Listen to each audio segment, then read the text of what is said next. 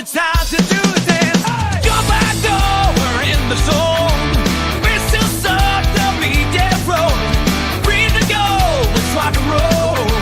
Back up pride, we'll take control.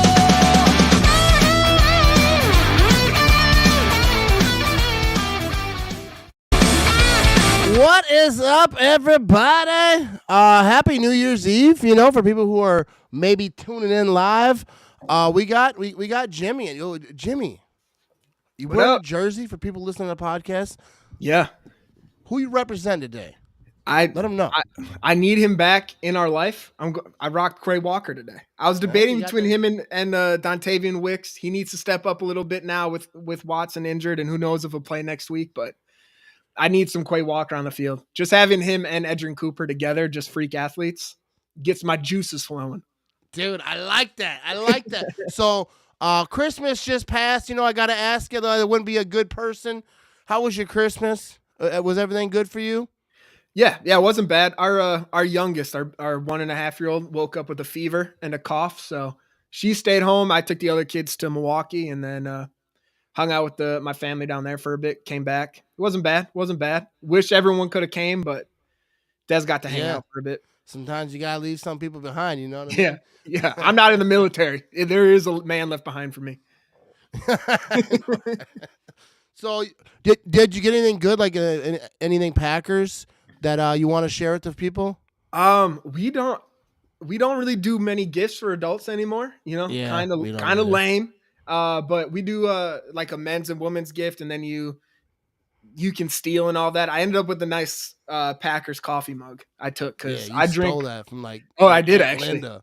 Linda got robbed. I think it's kind of messed up. I'm pretty sure I stole it from my uncle. Yeah. I looked at him. He was right before me, opened it. I looked down, I was like, don't get comfortable, man. That's mine. Sorry. That's awesome. Yeah, my Christmas is all right. I got my son got me like a big old Sopranos picture.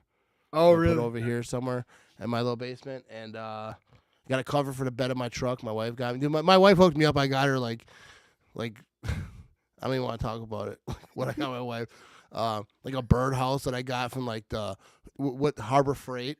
So I was like, oh, I forgot. You know, and it's getting so close to Christmas. I was like, I'm not going to Walmart or like going to one of these stores, and then being like Christmas, you know, purgatory. Just like all those people. But we did get a new coach, and that was her thing. And she's like, "This is my Christmas present," but you know, that's not reality. They say that. No. And you got her birdhouse. Oh yeah, and dude, this birdhouse fits 16 families of birds of this certain bird. You guys could move in. It sounds like. Yeah, it's massive. So like, I don't know. And now I got to figure out how to stand this thing on a pole. I don't know. I'm not Tim the Tool Man Taylor over here. But we're going to talk about the Green Bay Packers. You know, the Packers just lost a little bit. I do want to say appreciate everyone who's tuning in live right now. I appreciate it. But I want to give a shout out to some sponsors. You know what I mean? The Packers play at home this week. So if you're heading over to Green Bay and you need some tailgate supplies, you know, the Quick Trip is the spot. They got the beer. They got the chips, the cheese curds, all the stuff that you might need for a tailgate, and they got clean bathrooms, and that is like number one. If you are traveling and you want to sit on a toilet and not have to see a doctor in the near future, you know what I mean? Head over to Quick Trip. I'm not sure that's what they want me to say, but I feel like that's a real thing. And also shout out to Nicolay Law. If you ever get hurt in an accident and whatnot, Nicolay Law is going to talk to the insurance companies and tell them, give you what you do, especially if you're out of work. Missing money, not good. Nicolay Law is going to hook you up. But Jimmy, let's get to a comment over here. We got for 2025, please promise that we will never again discuss Jimmy's juices. Everyone. I'm not promises. Sure we did I? I said it gets my juices flowing. Oh, yeah. All right. And I'll say it again. I do like that you got the Happy New Year's headgear on, you know. I don't have that over here. We're not doing anything crazy, but Jimmy's Walmart getting wild special over man. there. When you got What's little your New kids, Year's Eve looking like for you tonight? We had a confetti fight with the kids. We blew some of those things up in the house and then threw them at each other. We made the mistake of buying them these New Year's Eve little blowhorns mistake, not doing that next Yeah. year. Wanted to punch all of them, honestly. It was awful. And then we just hung out. Got some champagne. There you go. So you're getting Yeah. after it like an adult. Yeah. Gave some to my kids too. They're all feeling great. I'm just kidding. They're sleeping like CPS, I'm babies kidding. tonight. Yeah. No. But I'm basically what I'm doing is this. I'm gonna do this, and then I'll probably drink, maybe play some video games, maybe hang out with my wife. I don't know. She'll probably go to sleep. I don't even think she's drinking. So yeah, we're not partying, dude. I can't deal with the bars anyways on New Year's Eve. Nah. Even like when I was young, like that was dude. You're just cramped. It's like okay, now you get to wait like 47 minutes for a new beer. Yeah. But and you're always gonna run into that one guy that like stands broad shouldered and you accidentally bump into him and he just wants to like start something. You're like, dude, I don't want to touch you either. I'm so sorry. Yeah, that's what it seems like on New Year's Eve. Like I like I said, I haven't went out. I don't know how many times I've ever been to a bar on New Year's Eve. Maybe a couple, 2-3 times. But it feels like people are the rooks come out and the fighters. You know, the people who have a couple beers can't handle it. Next thing you know, they want. Oh, looking at me. You know what I mean? You don't need that in your life. I'd give you my wallet if you did that to me ever in public. You would have all of my possessions. What is up, Jesse? He asked, when do you think John Money will come back? I think the Packers are saving him for the playoffs, which makes sense. I'm not sure that they're necessarily saving him because I'm not sure that the teams – I think if you're healthy, they want you to play. If the doctor says you're good to go, you can play. You say you're good, they want you to play. I'm not – but I do get it if it's like maybe we would play him, but like it's a lingering injury. Let's just give it another week. I'm not sure how that goes, but I would hope he's back by the playoffs. Like – this is a mysterious injury. But Jimmy, what are your thoughts on that? Yeah, I'm with you. I think it's a different situation. Like Christian Watson, if he could theoretically go this week, it makes a little bit more sense to let him rest because you have such depth at your wide receiver position. But looking at the cornerback position, like our whole defense is different with Jair on the field. The cornerbacks, like you can have your preferred starters out there. You can have Nixon. You can have, if it's Stokes, probably Valentine. Stokes is coming off the bench this last game. But I think that's the one thing to where I think it's just a lingering injury they thought would improve quicker than it did. It's a PCL. They said he's dealing with some swelling this week. So hopefully we have him back for the playoffs, man. Fingers crossed. And when you're paying someone like that, you're not gonna take it easy and try to rest him. You're gonna try to make sure he's back on the field. Yeah, especially after he's missed so much time. Like, and I would think if they could, they'd want him on the field before the playoffs. Kind of knock that rust off. I just had 2 weeks off of work, and like I almost screwed up so many times today. I was in there, and I work at a cheese factory. My job isn't overcomplicated. You know what I mean? But so I think that they would rather have him out there. But let's get to some more comments. I like that we got some comments rolling in here because I didn't have notes for this, but I definitely know a few things I want to talk about. You know, we're freestyling a little bit. You know what I mean? Yeah. We started early in the drinking compartment. Yeah. Jesse, what's up, Jesse? How you doing? First of all, Jesse, shout out to you. You're comment a lot on my Facebook. I appreciate everyone who comments, interacts because keeps the conversation flowing a little bit. But Jesse says the pack needs to let it rip. Every few plays, do something crazy. These guys are young and want to make plays. Let's open it up. That is actually a fantastic point because I'm a big Matt LaFleur supporter. I love me some Matt LaFleur. But I felt like that the offensive game plan, or it just seemed to me, and like I'm far from an expert, so I don't like to question like people who do it for a living. But like it just seemed very bland. It wasn't working. A lot of it had to do with, guys got to make plays. But it felt like almost like if I'm playing Madden, I don't have no rhythm to my play calling. It's whatever I think. Just winging it. And that's kind of how it felt. And I think that they need to get creative. They got to run the ball, first of all. And like it's funny because I always say that. Got to run the ball. First of all, a lot of people say that, right? Run the ball. But then I see other people say, well, they run the ball too much. They need to just start slinging that thing down the field. And I kind of get both of it, but especially early in the season, Love had interception trouble. So I felt like Matt LaFleur kind of scaled back and like, all right, let's not yeet this thing all over the field. Let's kind of slow it down a little bit, which I get. But Dude, I want my cake and I want to eat it too. Run the ball a lot, Yeah. but also throw it a lot and Yeah. be successful in both and get Tucker Kraft involved. First of all, I had on my prize picks, I had like a 5-leg, whatever they call it, right? And they were all right except Tucker Kraft had to get like 2 more receptions or 2 more targets. Oh, Throw really? the ball to Tucker Kraft. Yeah, You know what I especially mean? when you bet on him. You have to do It would have paid for my whole drinking tonight. You know what I mean? But, then some. But yeah, I would like them to get more creative. They just got to get a rhythm. They have to. I feel like this last game that the offense really didn't get in rhythm. And like, is that the play calling you think, or do you think that's just guys got to make plays?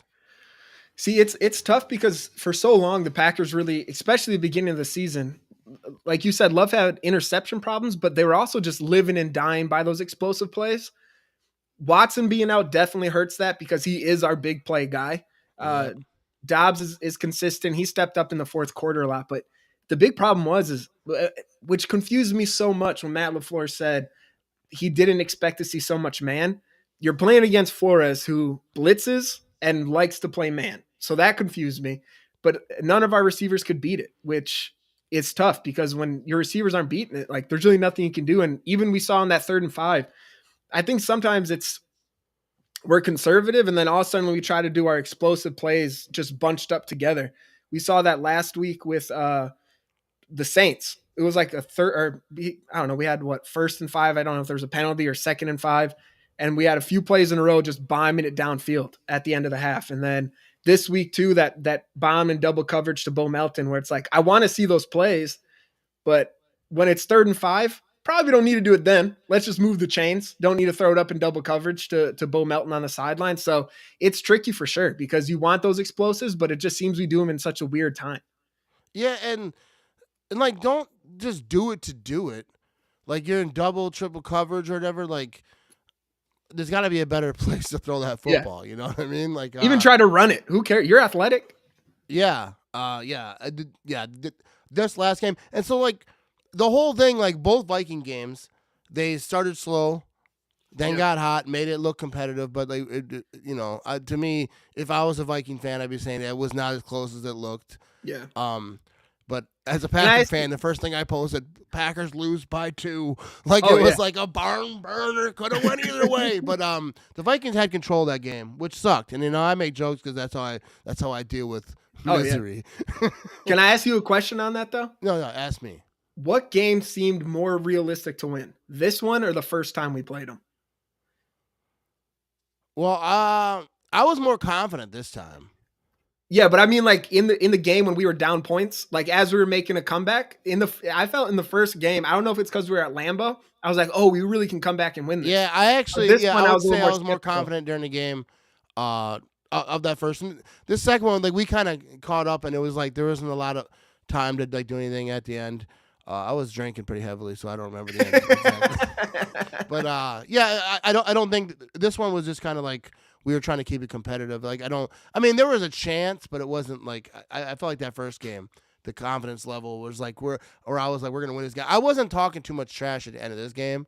Like it's done, we're gonna come back. I mean, I think I was until a certain point where I was just like, but I'm always very hopeful. But I think I was more hopeful during the game on the first one. Yeah. Same here. I don't know. This one just seemed because the first one too, in the first half, you had all those mistakes, a couple Love interceptions. Yeah, I know we had Jordan the Love was fumble coming and off an injury, and you kind of felt that rhythm was things were kind of cleaning up, and there was a lot of mistakes. Yeah. This one was just they couldn't get it going on offense, and the defense held it down for the first part. Yeah. But like I always think that like when defenses start off, they're doing their thing, they're kind of keeping you in that game. But at some point, the defense is like they're not shutting out the Vikings. No. That's just like this ain't the Saints. The Vikings have really good offense. The offense has got to keep up. Like when the defense makes those stops, you got to take advantage. They didn't do that. The offense really couldn't get rolling. And then at the end, so like let me ask that because a lot of people are asking me this. I want to get to some more comments. I see I'm rolling in, but do you think that hurry up offense, like that urgency at the end of the game? Like, you don't want to do that out the gate because I feel like they would get like winded, but also like if you get a 3-and-out, it's easy to say do the hurry up in the first quarter, second Yeah. quarter, early on, and then but if you get a couple 3-and-outs, then it's like all right, you just slow it down. But Yeah. what do you think it is? Because it was kind of the same thing with Rodgers, right? I think that maybe Yeah. it's every team, every offense that hurry up at the end of the game, and obviously the defense is probably playing off if they have a lead or whatever. But what are you thinking about that? It's tough because, like you said, you don't want to do it all the time. And the Vikings did it against us too a couple times. They started hurrying up, and it got us. So I think it's all about picking those moments. You don't want to do it too early, and like you said, especially with the young team. That's what I always wonder with LaFleur is, yeah, it's the second team with this unit, or second year with them, but they're also still the youngest team in the NFL. And I don't know how much he's thrown at them. If it's just like he still has a little bit of kid gloves on him, but he doesn't hurt. And at the end of the game, it's so tough to tell because, as you said as well, like whether they were still blitzing when they were up 17 points, so it wasn't completely prevent defense. But that, like at that point, that defense knows like we probably have this game won. Let's make sure they don't have an explosive play. So there's still that in the back of their mind to where there are a few more openings for us. They weren't completely playing prevent defense, so it wasn't a complete fluke that we scored points, but it's not like they had the same intensity they had in the first quarter. Yeah, absolutely. It just that game, dude. I was so mad. Like I literally was like screaming into a pillow during my live stream because like it's a clean show, Jimmy. But there were some words I wanted to say. Oh, but I want to let Dennis chime in here.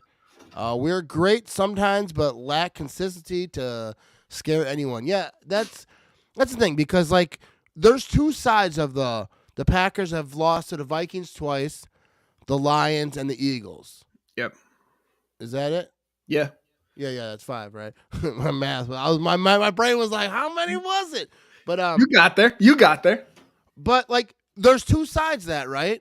You could say the Packers can't beat the good teams, which I get, and I'm not saying that that's even wrong because that's kind of what that says. But also it says, hey, the Packers played a lot of these really great teams really close. Besides that Lions was a 10-point loss.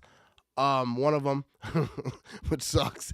Oh yeah, you can say one of them, but so I feel like they're close to like beating these teams. So I feel like there's no reason to think the Packers ain't going to be competitive in the playoffs. But I don't want them to be competitive. I want them to win. So they have to like turn it on, and I think that they could. I'm not like out here like saying like I'm guaranteeing they're gonna come out, but like this is what the playoffs is, right? We got to get to the Bears first or whatever. But the Packers are already in the playoffs. Come playoff time, it's best team that day.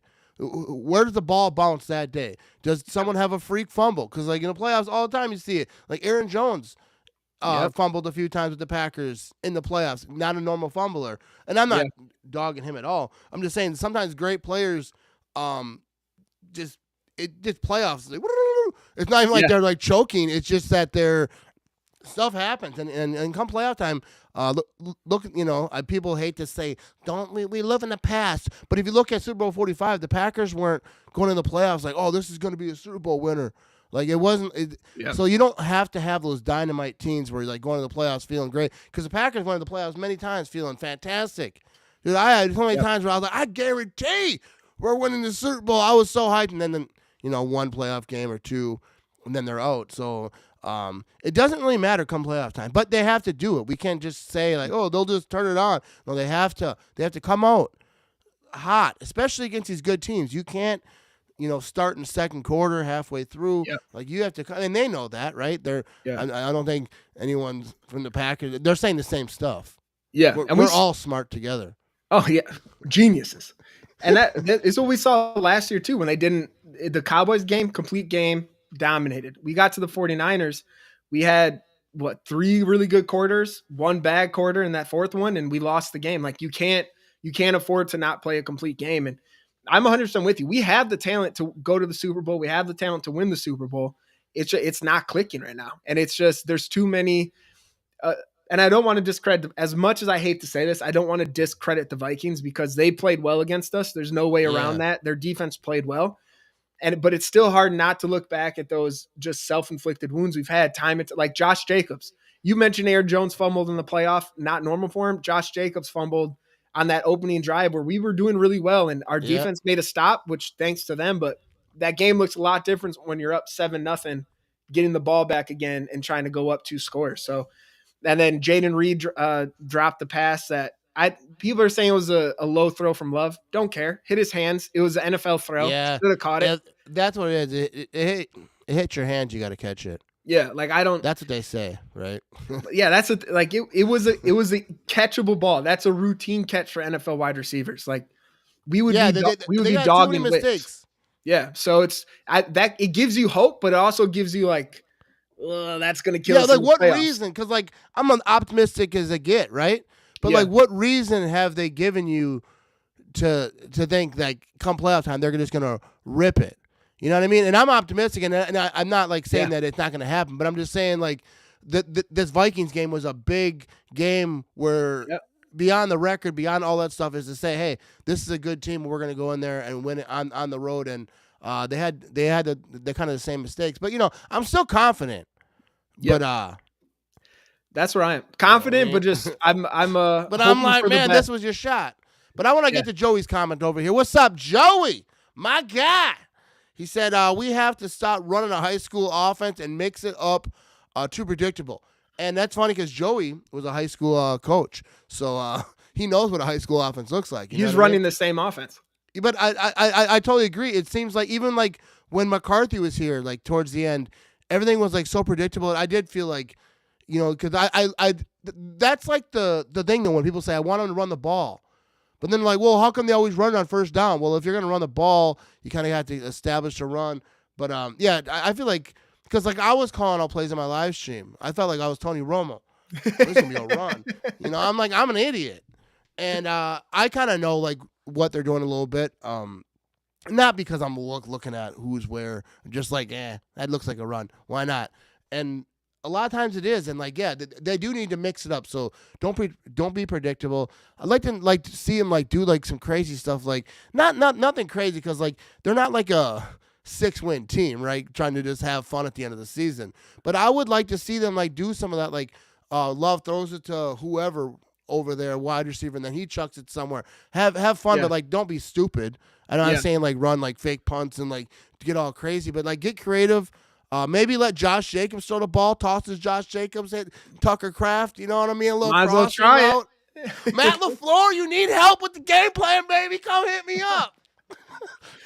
It's tough because it has become a little predictable because even someone like the interesting runs we would try to do with Josh Jacobs, they're not interesting anymore. It's just kind of staple runs. You have Jaden Reed motion, do a little swing route to make a defender move. You hand it off, you do a little swivel thing, hand it off to Josh Jacobs. Like we've done this so many times every week. It's not new anymore. And that's a part is like Jaden Reed, I saw in the comment too, has to get going. And yes, I understand his utility as a gadget player and having him on that swing motion and having a motion all the time, but it becomes a lot less threatening when he doesn't do anything in the game. When you don't have to worry about him, like, if he gets the ball, it's a 3-yard gain.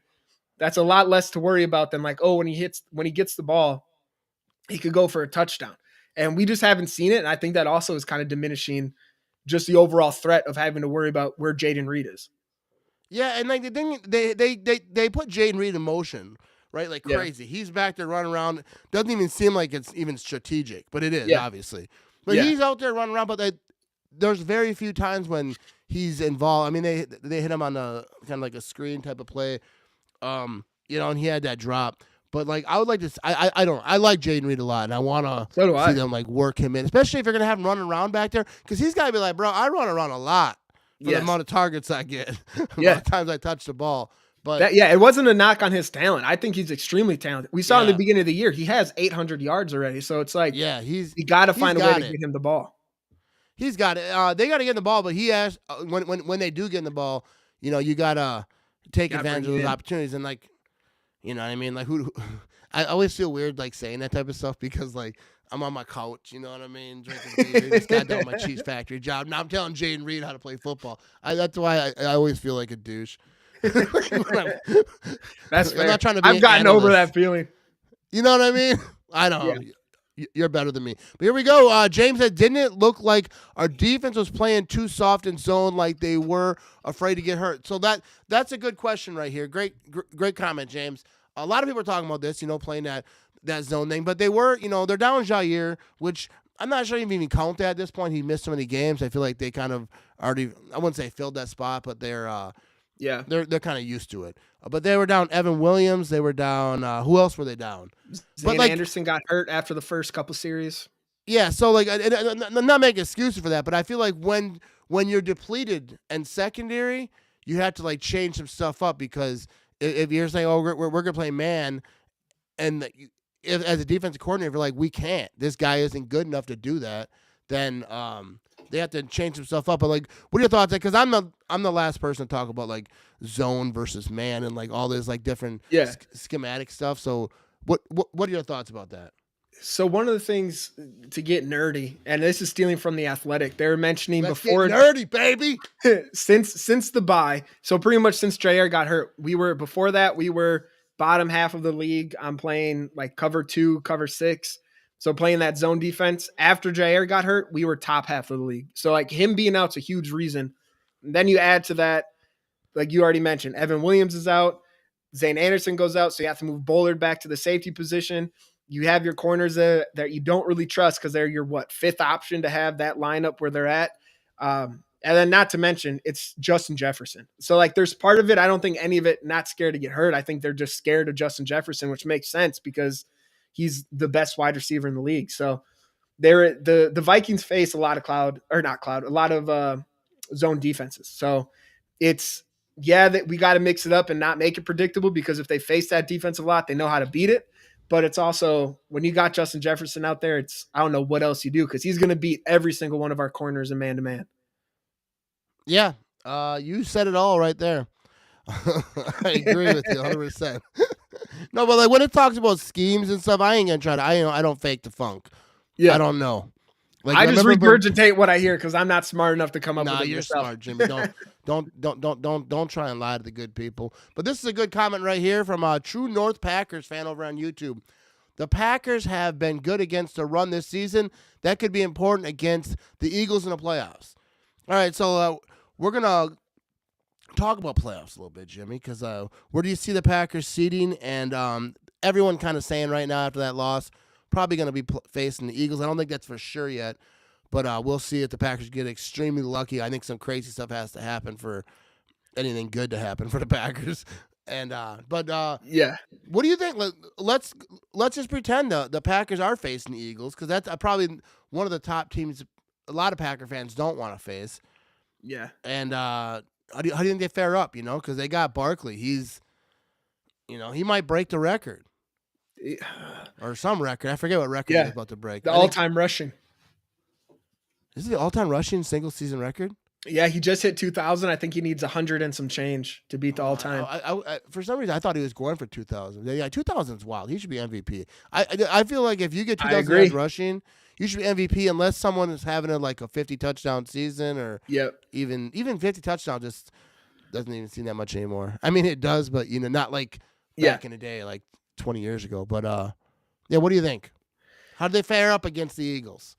I mean, it's tough because you want to say in the first matchup we played well, but it's week 1. A lot has changed since then. A different team. And then we were on an ice rink, and it's not just the Packers. Both teams are slipping nonstop. Barkley missed some cuts because he's not able to get his footing in the ground. So yes, we played well against the run, and I think we're going to do better than we have in the past in the playoffs, thinking back to the 49ers game where they just torched us with Mostert. So I don't think it's going to be anything like that. We'll play well, but they're a tough team, man. And honestly, we did scrambling quarterbacks. I go back to Kaepernick.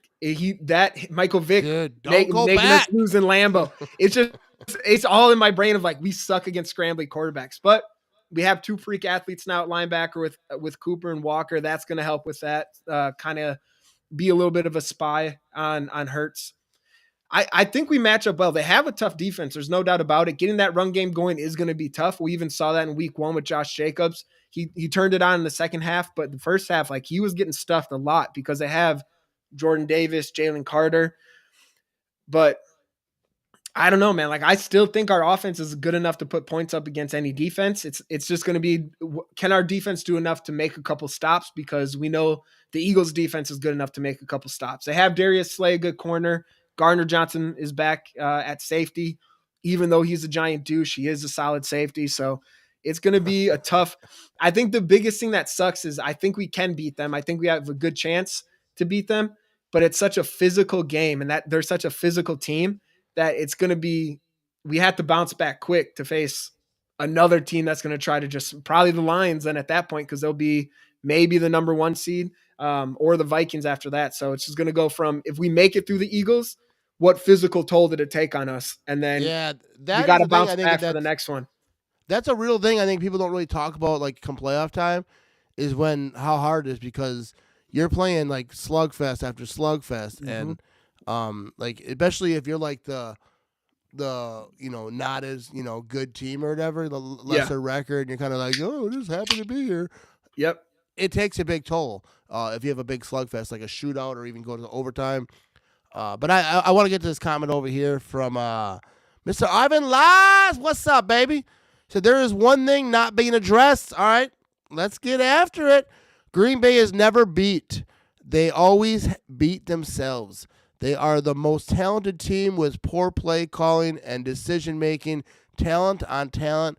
We are a top tier team, and I actually agree with that. But also, like, you are what you are. Like I always say, like, you are your record. You win or you lose. You don't like that. That's just what the NFL is. So like when you win like a game, like, oh, you had no business winning that game, like that Bears game when they blocked a field goal. I wouldn't say that is the same category because a blocked field goal is a massive play, especially at the end of the game. Someone made that play. It wasn't lucky. No one dropped the ball. No one screwed it up. That dude went up there. Carl Brooks, shout out, went up there and did that. So that's not the same thing, but like sometimes a goofy fumble at the end of the game, you end up winning the game kind of on a lucky way or whatever. But like you are what you are. And the same thing, the Packers like are their mistakes. Yep. Like, but if they can clean that up, and they have to do it consistently for the here on out. If they clean it up, they're as good as anyone. I truly believe the Packers can beat anyone, but they can't beat themselves. They can't have stupid penalties. They can't, turn the ball over. They got to get rhythm. They got to run the ball. They got to throw the ball. They got to tackle. They got to do all the things that smart people tell you. No, but they have to do it consistently. You can't go up against the Vikings and the Eagles and the Lions and start off in the second quarter. Like, you have to come out swinging and be smart. But I absolutely think that they're good enough. Yeah, but I'm 100% with you. They have the talent to be. They can be top tier, but like you exactly said, they are their mistakes. So until you clean up, you can't say we beat ourselves and we're top tier. Like, those two things can't go together. Yeah, when we stop beating ourselves, we are top tier. Until then, we're not. And like even Xavier McKinney was saying when they asked him, do you think you're at the same level? And he said, I want to say yes, but until we beat them, we can't say yes because we haven't beat any of them. So that's the thing. It's we can be, but we have to prove it. Yeah. You have to do it. Like, you talking about it, and which I'm not saying that they are, but we keep talking about it. Yeah. They have to be about it. All right, let's Rick over here. You think there's more to going on with Jair Alexander than the injury, and do you think he be with the Packers next year? That's a good question because I was actually going to talk about that earlier, but I forgot. But Jair Alexander, first of all, what do you think about this injury? Do you think, because I see people talking, I'm not saying Rick, but I've seen other people talking saying, well, he doesn't want to play, which I don't buy because, first of all, it'll get leaked and he would get suspended. Like, he's not out there like saying, I'm not going to play. But do you think, like, was this injury like misunderstood going in? Like, what, because they know he practiced full participant. I know practicing full participant usually 99% of the time means they're probably going to play if they're doing that consistently throughout the week. But I feel like there's times that it's not, like, especially a knee. If they, like, he can run backwards really fast, but, like, when he's, like, in game mode, can he do it and not re-injure it? But I don't know stuff about injuries, but you're an athletic fella. You did some fighting. You got some of your own injuries. What are you thinking about his injury? With a PCL, anything with the knee, there's always like two parts of it. It's, are you physically ready and are you mentally ready? Do you trust it enough to go into this game and play? For me personally, I know there's been stuff around like last year with the nonsense of him getting suspended. And I say nonsense on his end, not the Packers. They did what they had to do. I don't know. I think it's hard to think that he's not wanting to be out there with his team and be with the guys, especially on such a talented defense. Unless in his mind he's thinking, I want to rest this, so I am ready and 100% for the playoffs. But even before coming out today saying he has some swelling in the knees, honestly, the most information we've gotten. Yeah, because they haven't really been saying anything. No, he just I got forgot what the injury setback. was. Someone asked me, I'm like, I don't know. What is it? Yeah, exactly. Yeah, it was such a weird thing because it was, like you said, full participant, and then it was, there's a setback. He's not going to play. And then this week again, he finally said there's swelling in the knee. So unless it's just something he keeps, he's like right on the edge of playing, and then it's and swelling then up at the end. Participant is what got him knocked down. Yeah, because he played from the Bears game, right? Yeah, 10 snaps. Then he got hurt. Yeah. So was that like a setback there? Because he heard it in the Jaguars game. I think he might have taken a game. Or it was the bye week or something. No, the Lions game. He didn't play that one. The bye week, came back for the Bears game, heard it again after 10 plays. So there could just be on both sides extra precaution around it. But if, like we said at the start of the show, if you're healthy to play, you're healthy to play. So I don't think he's there yet. And to the second point, do I think he's going to be with the team next year? I love you, Jair. You're good when you're on the field. I don't think he's going to be on the team next year. I think it's going to be a money saver. People smarter than me have come to this conclusion. Even Aaron Nagler the other day said, when someone said he's going to be on the team next year, nope. And so I heard some other people too kind of said the same thing. And it's not sources; it's just kind of people like us. So I don't think so. Yeah, it's a lot of money for not a lot of play. I was thinking about, because people ask me all the time, like, do you think he's going to be on the team next year? And I was just like, I don't know.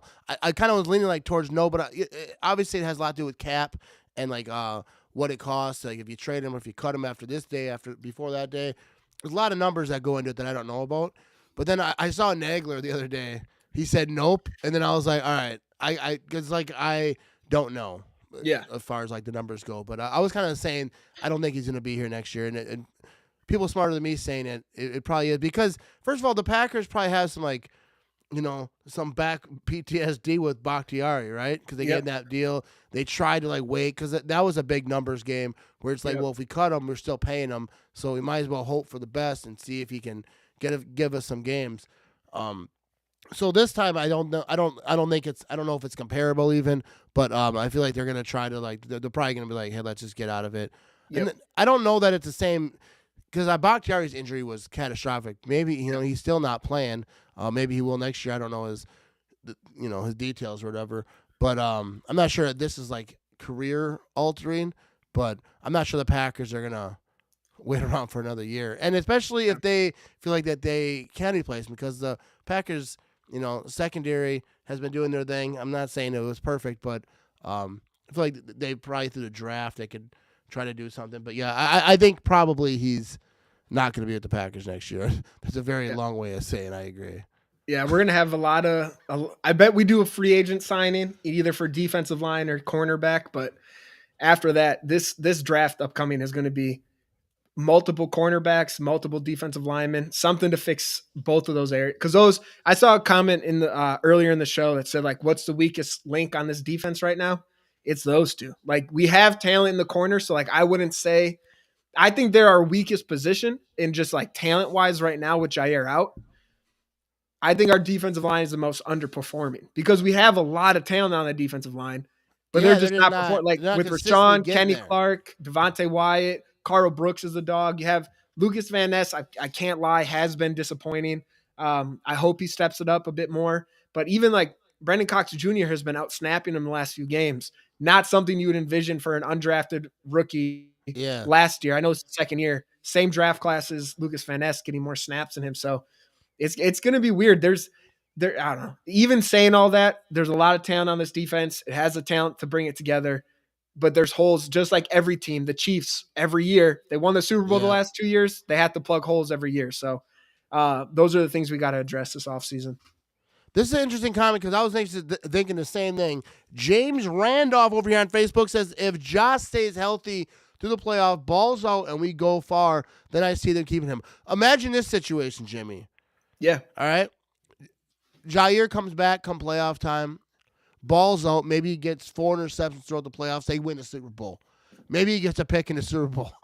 I mean, this is kind of going out there. But if he does ball out and the Packers go far, or maybe, especially if they won the Super Bowl, would that change anything, you think?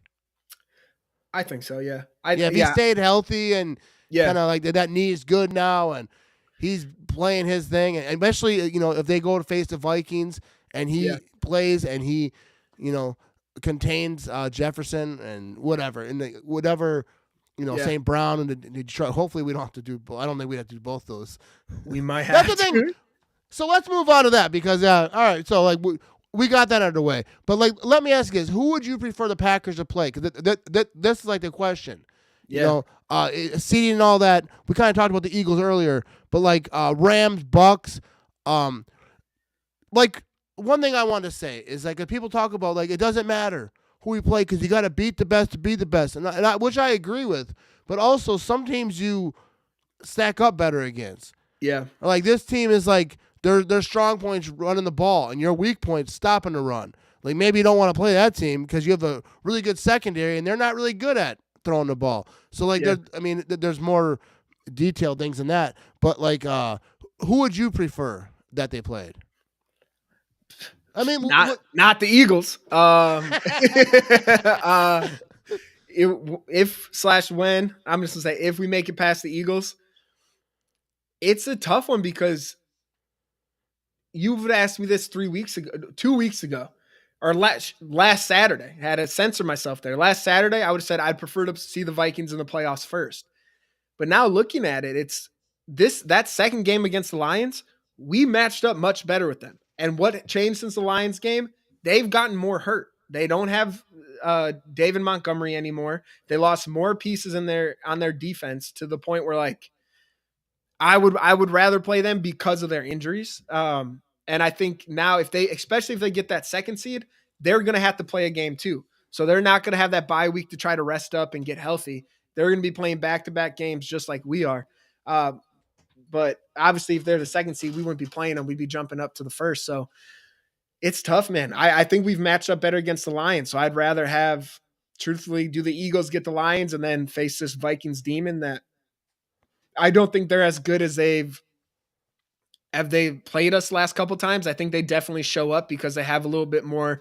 It's like every NFC North team right now. We big brothered them for so long that like anytime they play us, we've said this already, it's their Super Bowl. Anytime they play us is their Super Bowl. It's so hard to beat a team 3 times too. I hate going back to that because we'll have to do 2 teams like that. We'd have to beat the Lions who beat us twice. We'd have to beat the Vikings who beat us twice after going against the juggernaut of the Eagles right now. So I don't know, man. I think I would prefer doing Eagles, Lions than Vikings if they even get to that point, but I don't think they will. So I think that's why I'd rather have them at the 1 seed. Yeah, I think those are like the 3 realistic. The NFC is so crazy. I think the NFC playoffs is gonna be so fun to watch. Like besides the Packers, because I don't know. I just feel like it's more exciting than usual. Maybe because it's like NFC North teams. And dude, I'm telling you, when the Lions lose in the playoffs, which they will, and the Vikings, which they will. That's what I'm saying. Don't you think the Vikings have a better chance of losing right away? It just is a Vikings thing to do. It's like back to that 13-3 year they lost to the Giants. Like it's just what they do. It's like they have this year's a little bit different because like they weren't real chatty at the beginning of the season, and they're kind of like as surprised as I was. They're like, whoa, Vikings are good. I didn't know. I didn't see like a lot of Viking fans getting all crazy, but that's what the Vikings do. They get in the playoffs. They have a great year. They get all confident. They get all crazy. Then you end up losing, and even when they win, they call it a miracle, Jimmy. That's like the Vikings like that. That's why I thought it was so funny. They won a playoff game. They're like, it's a miracle in Motown. The Vikings won a game off a player absolutely just making the most boneheaded play. That playoff game probably irritated me more than any Packer game, but like the most of non-Packer games in like the last however many years. Oh, that drove me nuts. Should have been an easy tackle. Who do you think? All right, let's take the Packers out of it. Who is? I would assume you're thinking the Eagles are the scariest team in the NFC outside the Packers because obviously they are scariest. I'd say a healthy Lions are the scariest team, and then a close second is the Eagles. The Vikings still for me are third. I'll give them that. They beat us twice. I'd be asinine whether I think we're a better team or not to put us ahead of them. I think that's the order right now. Lions, Eagles, Vikings, Packers. Yeah. In I think a I lot agree of with people's that. minds. The Lions are like a team that, like, even like that last game, they were down. They went for it on fourth, didn't get it. Everyone was happy, and then they pulled it out and they got that win. That was irritating. I didn't really watch the whole game until the end, and that's the part I shouldn't have watched. Yep. That's why I tuned in. I saw they were losing. I'm looking at James Randolph's comment. Commanders are the scariest team. This is why I really do hope they lose, go to the 7th seed. We can win, get the 6th seed. Not just to avoid the Eagles, but I do think they remind me a lot of us last year, where a team, it's you did not expect to be in this position. They can play really well. One, they already beat the Eagles. They needed a Devontae Smith drop. I understand that. Jalen Hurts got hurt, all of that nonsense. They still have the confidence of we beat this team. And I think if any team can come in and surprise somebody, it's them. And so that's a division foe. Yep. That's another part of me that's like, I hope they get it just because I think they can. Granted, I think we can beat the Eagles too, but I've said this a million times. I'm unabashedly the easiest route possible kind of guy. So we can eliminate me too. the Eagles. Like, I'm trying to get the easiest way. Yeah. But yeah, I think that come playoff time, like, there are going to be teams like Washington could be a team that knocks off someone, and it just helps out the Packers or helps out whatever team. I don't think the Washington's going to go on a run and win the whole thing, but who the heck knows? That's the thing with the playoffs. Any team can get hot because they're in the playoffs for a reason. I mean, some teams you know when they get in the playoffs, like, it ain't gonna happen. Especially back in the day, like 8-8 teams would get in. Well, you look at just like that Beastquake game where Marshawn took that. Yeah. They were a 7-9 division winner, taking out the Saints. Like, it really. I know you gave me crap for this last time. It really is any given Sunday. So we just need 3 of those in a row. Sunday, Saturday, Thursday, Friday sometimes. I don't know. Yeah. No, apparently Wednesday now this year. So it really is, dude. Whoever shows up that day. Yep. You know? Anyway, we're going to wrap this thing up. We got Jimmy. Every Sunday you find him on Pack-A-Day Podcasts.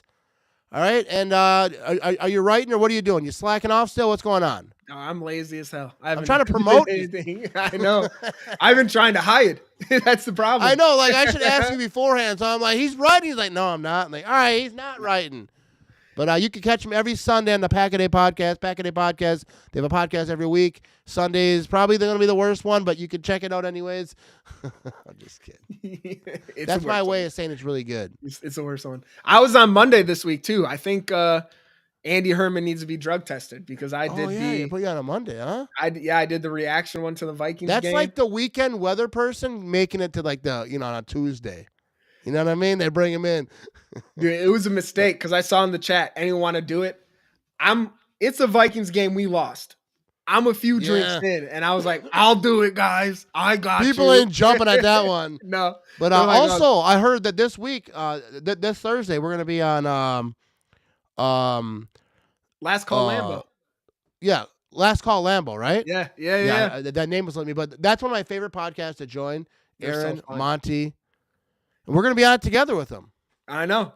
You can't get rid of me now. We went from 1 day a week, and now you got to see me twice. Now we got 2 days a week. Yeah, you're screwed, dude.